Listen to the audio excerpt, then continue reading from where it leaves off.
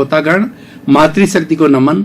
Channel 24+ news के खास विशेष मन को मोहने वाला, चित्त समाधि देने वाला, इंसानियत सिखाने वाला, मानवता के गुण सिखाने वाला, स्वास्थ्य के टिप्स देने वाला, पॉजिटिव थिंकिंग बताने वाला, think positive, do positive, be positive की बातें बताने वाला, वैश्विक स्तर की बातें बताने वाला पुनरुत्थान कार्यक्रम में आपका हार्दिक स्वागत है, अभिनंदन है, सत्कार है। पुनरुत्थान कार्यक्रम में प्रतिदिन नए नए विषय, योग, दर्शन, शिक्षा, देश विदेश और मानव को इंसानियत सिखाने के लिए और आध्यात्मिक सत्संग के विषय जो है लिए जाते हैं। तो उसी क्रम में आज का हमारा एक बहुत ही दार्शनिक विषय है, वो हम लेकर के आपके सामने प्रस्तुत हो रहे हैं। आज का विषय है संग्रह नहीं संयम करो। भाई और बहनों, दर्शकगण, श्रोतागण, दो शब्द हमारे सामने आ रहा है, एक संग्रह है, एक संयम है, एक दूसरे के ऑपोजिट है, ये रेसिप्रोकल है और इनका एक दूसरे की भिन्नता है। इसके अंदर एक दूसरे के लक्षण अलग अलग हैं, एक दूसरे की भावना अलग अलग है। हमें दोनों को समझना है। सबसे पहले हम संग्रह को समझेंगे। देखिए, संग्रह की बात करें तो दो बातें आती है, एक नीड और ग्रीड। व्यक्ति के शरीर होता है, उसके बाल बच्चे होते हैं, उसके माता पिता होते हैं, उसके परिवार होता है, उसके समाज होता है और उसको देश को, राज्य को, सबको कंट्रीब्यूट करना पड़ता है। तो ऐसी स्थिति के अंदर व्यक्ति की आवश्यकताएं हैं। इसीलिए हमारे शास्त्रों में कहा गया, हमारे संविधान में कहा गया है कि हमारी बेसिक मूलभूत सुविधाएं, रोटी, कपड़ा, मकान, शिक्षा, चिकित्सा, ये सरकार मुहैया कराएगी। ये सरकार ऐसी फैसिलिटीज डेवलप करेगी कि भारत के हर नागरिक को ये पांचों जो है मूल आवश्यकता पूर्ति के अवसर मिले और वो कर सके। तो ये तो हमारी नीड हो गई, लेकिन इन पांच की पूर्ति हो गई। उसके देखिए, हमारा एक परिवार है, 5 सदस्यों का परिवार है, बहुत अच्छा मकान है, हमारे पास में एक गाड़ी है, हर एक के पास अपना अपना मोबाइल है और खूब आराम से हमारा काम चल रहा है, अच्छी शिक्षा चल रही है, अच्छी चिकित्सा हो रही है, कोई चीज़ की कमी नहीं है। ये तो सारी नीड है, क्योंकि ये जहाँ शरीर है, जहाँ परिवार है, जहाँ देश है, ये सब पूर्ति करनी पड़ेगी। क्यों कि मेहमान भी आ जाता है। हमारे यहाँ कहा गया है अतिथि देवो भव। हम मार्जिन रखते हैं, कोई और भावना रखते हैं, कोई न कोई अतिथि हमारे घर में आवे और हमारा भोजन ग्रहण करे, हमारा आतिथ्य स्वीकार करे, ऐसा कहा जाता है। और हम ये चिंतन करते हैं कोई साधु महात्मा आए और हमारे, इसीलिए कहा गया है कि भगवान मुझे इतना देना कि मेरे परिवार का आराम से भरण पोषण हो जावे और साधु महात्मा के लिए भी कुछ जो है मेरा मार्जिन छूटे कि मैं उनको भी कुछ दे सकूं। तो कहने का अर्थ होता है सारी नीड है, ये पूर्ति करना हमारी आवश्यकता है और ये जायज है, ये मेरा हक है, इसको कोई नहीं रोकता है। अब आती है ग्रीड। आप 10-10 मकान रखे हुए हैं, आपके पास में 10 प्लॉट है, आपके पास में करोड़ों का जो है बैंक बैलेंस है, आपके पास इतनी दुकानें हैं, इतनी बड़ी फैक्ट्रियां हैं और सारा पैसा आप लेविशली जो है अपने परिवार पे खर्च करते हुए। ग्रीड है। इसका क्या मापदंड है? ग्रीड का कोई मापदंड ही ग्रीड के लिए कहा गया है कि सृष्टि की सारी संपत्ति अगर मनुष्य को दे दी जाए तो मनुष्य फिर भी धापता नहीं, उसको संतुष्टि नहीं होती है। जबकि इस पूरी सृष्टि के अंदर 84 लाख जीवा योनि के प्राणियों को भरण पोषण के लिए पूरी सुविधाएं उपलब्ध है, सारी चीजें उससे भरण पोषण हो सकता है। लेकिन एक व्यक्ति की ग्रीड को भी जो है ये हमारी सृष्टि पूर्ति नहीं कर सकती। इतना फर्क है, क्योंकि ग्रीड का कोई अंत ही नहीं है। इसलिए कहा गया है विषयी नर की लालसा और पाम रोग की खाज, लोभी की धन लालसा और तीनों बेअंदाज।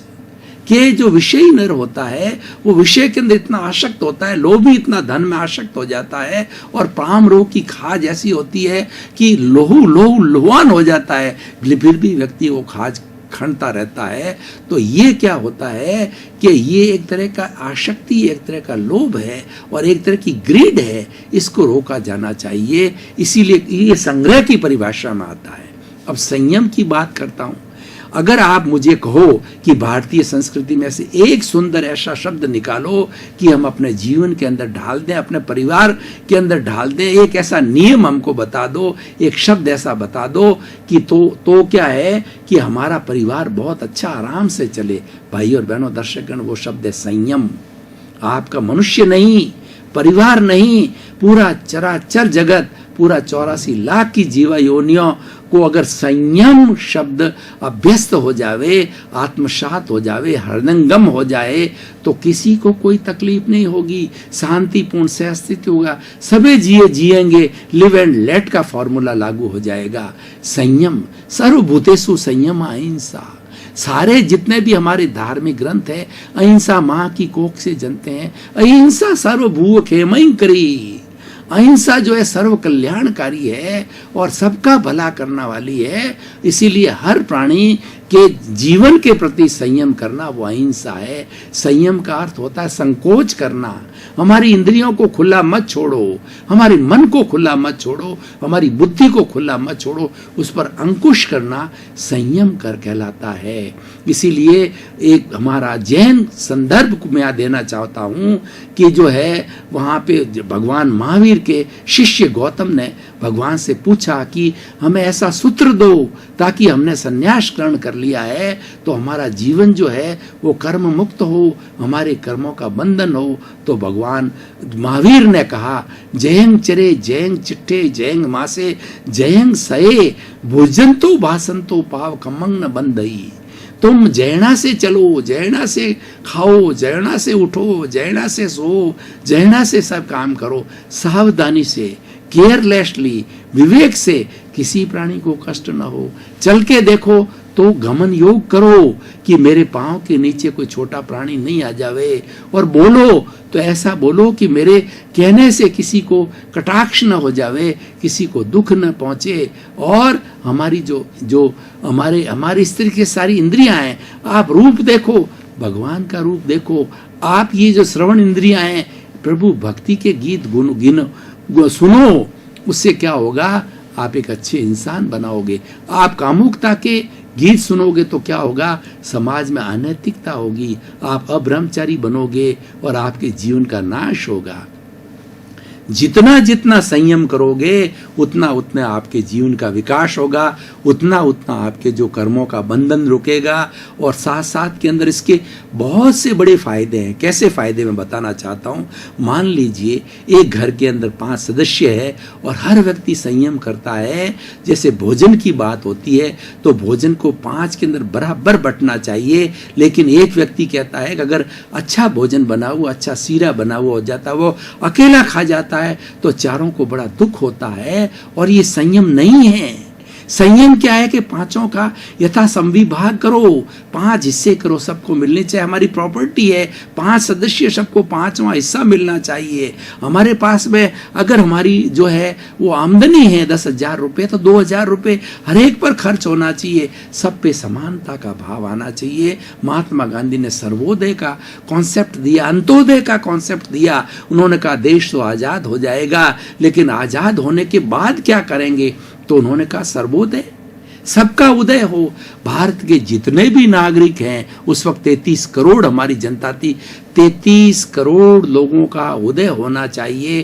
33 करोड़ लोगों को मूलभूत सुविधाएं हैं, रोटी, कपड़ा, मकान, शिक्षा, चिकित्सा सरकार को मुहैया करानी पड़ेगी। और हर एक को आगे बढ़ने का अवसर मिले, हर एक को अवसर मिलना चाहिए। किसी के पास पक्षपात नहीं होना चाहिए, ये धनवान है इसको अवसर ज्यादा मिल गया और बेचारा गरीब है उसको अवसर नहीं मिले। इसलिए गवर्नमेंट की सारी योजनाएं देखो, वो हर एक के लिए है। उसके अंदर कोई भेदभाव नहीं है, कोई जाति का भेदभाव नहीं है, गरीब अमीर का भेदभाव नहीं है, लिंग का भेदभाव नहीं है, भाषा का भेदभाव नहीं है। हमारा जो संविधान है विश्व का सबसे बढ़िया संविधान है। और हमारा लोकतंत्र है वो विश्व का सबसे बड़ा लोकतंत्र है। और क्यों न हो, हर भारत का, हर विश्व का 5वां नागरिक भारत का नागरिक है। हर 5वां नागरिक जो है वो विश्व का, वो भारत का व्यक्ति है। हम बड़ा प्रतिनिधित्व करते हैं, इसलिए हमारी सोच बड़ी होनी चाहिए और हमारी सोच संयम पर आधारित है।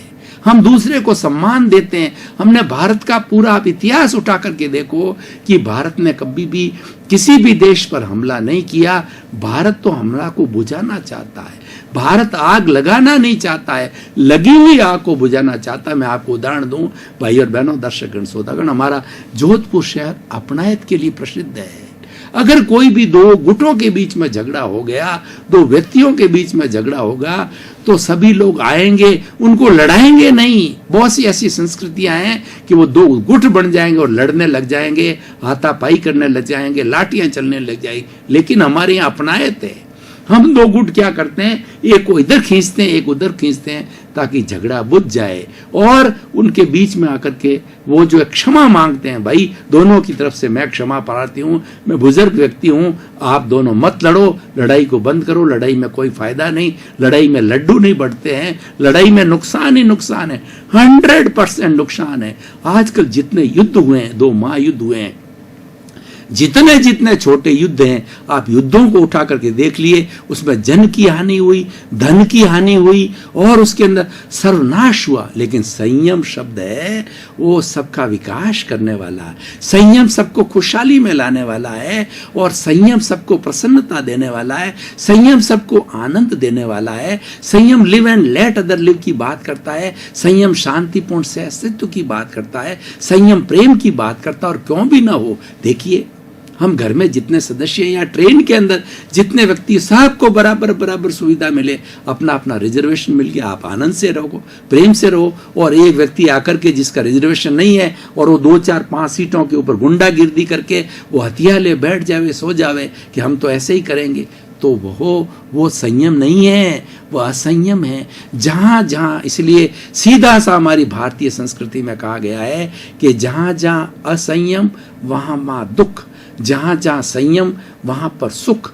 आप भारत, आज विश्व का हर प्राणी, छोटा हो चाहे बड़ा हो, वह सुख चाहता है, मरना कोई नहीं चाहता है। सुख कैसे मिलेगा? सुख संयम से मिलेगा। मैं आपको बताऊं कि ये जो सारी सृष्टि है 5 भूतों से बनी हुई है, पृथ्वी, जल, अग्नि, वायु और आकाश। इन 5 भूतों के द्वारा 84 लाख जीवायोनि के प्राणियों का जन्म होता है, पालन पोषण होता है और वो सारी गतिविधियां इन 5 भूतों के माध्यम से करते हैं। और जब वो 5 भूत, जब उसका राम नाम सत्य होता है, तो 5 भूत इस शरीर से निकल करके पुनः पृथ्वी, पृथ्वी में, जल, जल में, अग्नि, अग्नि में, वायु, वायु में और आकाश, आकाश में विलीन हो जाता है और वह आत्मा फिर दूसरे शरीर के अंदर धारण कर लेती। तो यही 5 भूत बेशी काम आते हैं। इन 5 भूतों का संरक्षण करना सबसे बड़ा संयम है और ये हर प्राणी का कर्तव्य है। और सबसे ज्यादा जिम्मेवार प्राणी व्यक्ति है, क्योंकि जितना अन्याय व्यक्ति आज कर रहा है इस सृष्टि के प्रति, इस सृष्टि का कोई प्राणी नहीं करता है। जितने भी पशु पक्षी है, चराचर जगत है हमारे, वो चूहे हैं, बिल्ली है, कितने भी है, इतना अन्याय नहीं करते हैं जितना मनुष्य करता है। मनुष्य कितनी कितनी कुकृतियां कर रहा है, ये सारा असंयम के कारण हो रहा है। और वो असंयम क्यों पनपता है कि उसके भीतर जो हमारा कषाय है, भीतर जो हमारा राग द्वेष है, वो असंयम पैदा करता है कि ये मेरा प्रिय है, ये मेरा अप्रिय है, ये असंयम हो गया। और दूसरा क्या है, वो संग्रह करता है, जो आज का विषय है, संग्रह नहीं संयम करो।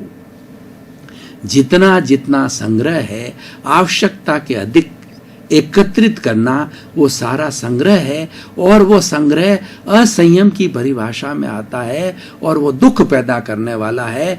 क्यों? कि वो कहीं न कहीं शोषण करेगा। एक व्यक्ति ने 10 मकान दबा लिए तो बेचारे 9 लोग हैं, उनको फुटपाथ पे रहना पड़ेगा, उनको रैन बसेरा में रहना पड़ेगा। आप सबके लिए खुला कीजिए, सबको मिले, सबको जीने का अधिकार है, सबको हर एक सर्वोदय है, आगे बढ़ने का अधिकार है। और खास तौर से जो व्यक्ति जिनको ईश्वर ने पुण्यशाली बनाया है और पुण्यशाली होने के साथ में वो कुबेर है, उनके पास में धन संपत्ति है, तो उस धन संपत्ति का वो दोनों खुले हाथ से जो उपयोग करना चाहिए वो दान करे, वो अच्छे हॉस्पिटल बनावे, वो जो शिक्षा के केंद्र बनावे, और लूले लंगड़े अपाहिज मूक बधिर गूंगे जितने जो है विधवाएं अनाथ जितने हमारे आज समाज भारतीय समाज में हैं, उन सबके विकास के अंदर वो पैसा लगाना चाहिए। और भारतवर्ष एक ऐसा देश है जिसमें हमारी जनसंख्या 125 करोड़ तो हम कहते हैं, लेकिन ये 25 करोड़ 2011 की अभी 7 साल बढ़ गए तो हम 150 करोड़ तक पहुंच गए हैं। तो और आज चीन की हम बात करें तो हमारे कागजों में, लेकिन अगर हम वास्तविकता से देखें चीन से बड़ा नहीं, विश्व का सबसे बड़ा जो जनसंख्या वाला देश है वो भारत है। तो यहाँ पर हमारी 50% जनसंख्या है वो पॉवर्टी के नीचे है, आज बिलो पॉवर्टी है। तो यहाँ पर दान पुण्य का बहुत अवकाश है, यहाँ सेवा का बहुत अवकाश है। तो मैं आज सभी उन लोगों से निवेदन करना चाहूँगा, एक एपिसोड के माध्यम से, ज़्यादा विश्व की बात नहीं करता हूँ, भारत के लोगों से इस एपिसोड के माध्यम से हम निवेदन करना चाहेंगे कि आप संग्रह की वृत्ति को छोड़िए। और संग्रह की वृत्ति करने से आपको क्या लाभ है? देखिए, आप ज़्यादा संग्रह करोगे हमेशा टेंशन में रहोगे, कोई चोर चोरी करके ले जाएगा या इनकम टैक्स की रेड पड़ जाएगी, और उसकी चिंता के अंदर वो व्यक्ति डायबिटीज कर बैठता है, ब्लड प्रेशर कर बैठता है, डिप्रेशन में चला जाता है, शांति कर लेता है। तो वो धन तुम्हारे क्या काम करता? उस धन को सबके लिए खुला करो, ईश्वर ने तुम्हें दिया है। मैं आपको एक उदाहरण देना चाहता हूँ कि विश्व का सबसे बड़ा धनाढ्य व्यक्ति है बिल गेट्स है। उसकी ऑटोबायोग्राफी को मैंने पढ़ा था और वो पठनीय है। उन्होंने वो क्या करते हैं कि उनकी कितनी संपत्ति है उनको खुद को पता नहीं, लेकिन उनका जीवन कितना simple living and high thinking है कि 50 साल पुराना वही फ्लैट, 50 साल पुराना वही फर्नीचर और उनकी वही गाड़ी, यानी वो सीमित पैसा अपने परिवार पे खर्च करते हैं और शेष पैसा सारा चैरिटी में डालते हैं। चैरिटी ट्रस्ट बने हुए हैं। इसी तरीके से हमारा टाटा जी ने जो है जो ये टाटा का जितना भी है वो सारा चैरिटी में जाता है। और ये हमारे बिड़ला संस्थान है, सिंघानिया संस्थान, इनका पैसा बहुत ज़्यादा ट्रस्टों के अंदर जाता है और वही वास्तव के अंदर पैसे का सदुपयोग उन्होंने समझा है कि संग्रह मत करो, संयम करो। ये संयम है कि हम दूसरों के लिए करें, सोसाइटी के लिए अभावग्रस्त हैं उसके लिए करें। तो भाई और बहनों, दर्शकगण, श्रोतागण, हम इस एपिसोड के माध्यम से आज ये शिक्षा लेवें कि जीवन हम सादगीमय बनाएंगे। आपके जो है सादा जीवन, उच्च विचार, आप जीवन सादा जियो, विचार आपके उच्च होना चाहिए। उच्च कैसे होना चाहिए कि प्राप्त मन वचन का ऐसे जगत के किसी भी जीव को किंचित मात्र भी दुख ना हो, दुख ना हो, दुख ना हो।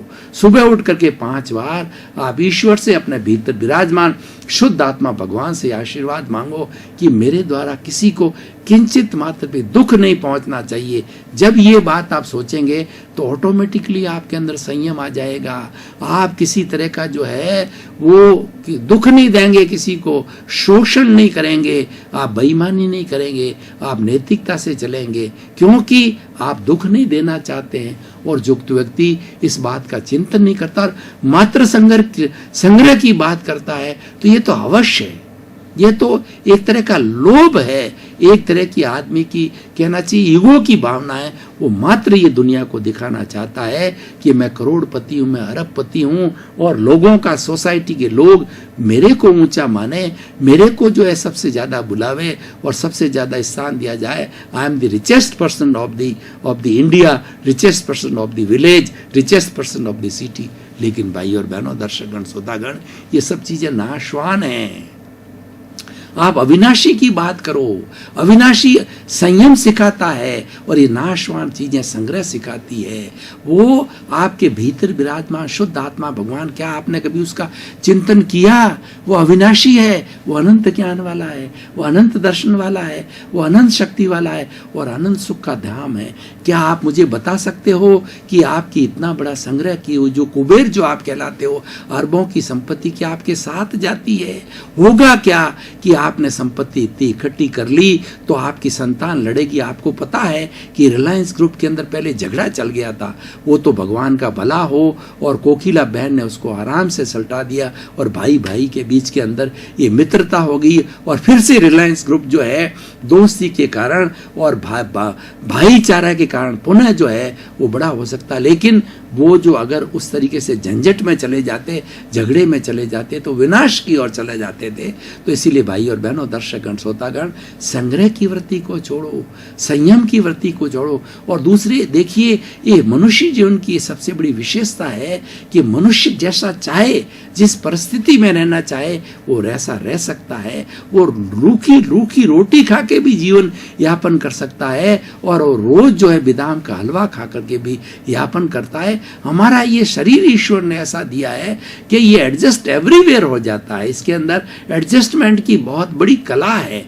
ईश्वर ने इसको ऐसा बनाया है कि ये सुख में, दुख में, मान में, अपमान में, प्रतिष्ठा में, अप्रतिष्ठा में, राग में, द्वेष में, प्रियता में, अप्रियता में, हर जगह एडजस्ट हो सकता है। लेकिन निर्णय आपका है, आपको कौन सी दिशा लेनी चाहिए, संग्रह की दिशा लेनी है या संयम की दिशा लेनी है। इसलिए कहा जाता है कि आप नजर बदल दो, आपका नजरिया बदल जाएगा। आपकी जो रॉन्ग बिलीफ है उसको खत्म कर लो। रॉन्ग बिलीफ क्या है? संग्रह है।